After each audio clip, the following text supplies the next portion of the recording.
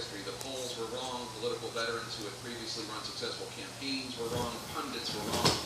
But, as viewers of the league may know, one person has been predicting all along that Donald Trump will be the 45th American president. Let's bring in that person. Cartoonist, Dilbert creator, Scott Adams. Welcome back to the show, Scott. Thanks, Jake. Listen for the word reparations. That Trump would win because apparently it's important. Quote, master persuader. Why do you think his persuasion skills were more effective?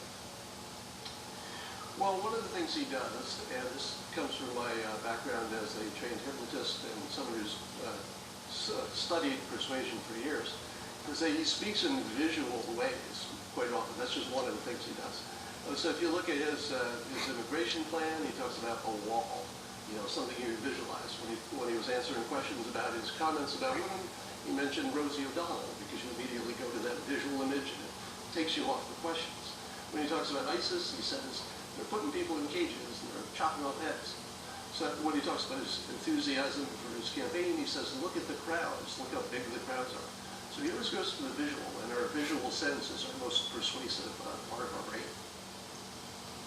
Now that he's been elected, which Trump do you think will show up to do the job at the White House? The diplomatic presidential Trump that we saw yesterday speaking to President Obama, or the one who waged a false campaign suggesting that the first African-American president was born in Africa? Which Donald Trump are the American people going to get?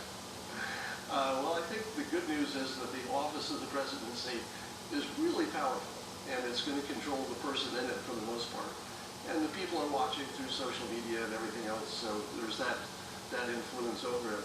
But I think you'll see in Trump what I call A/B testing. That's a phrase from the business world, where somebody will try something, and then if it doesn't work out, they quickly reverse.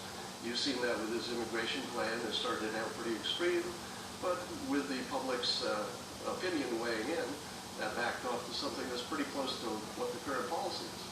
You saw when he misspoke about abortion and had about his opinion about punishing women who got illegal abortions. It took all of 24 hours for the public to say, that opinion doesn't work for us, and he immediately changed. So you see it again in Obamacare. You see the public saying, yeah, we like you emotionally, we like what you're saying about getting rid of the bad parts, but now he's free to say, well, some of the good parts we're going to keep. So I think you're going to see a business approach where he rapidly tests a lot of stuff, and he's going to keep the good stuff and get rid of the bad stuff. He'll probably do it pretty quickly. I certainly hope so.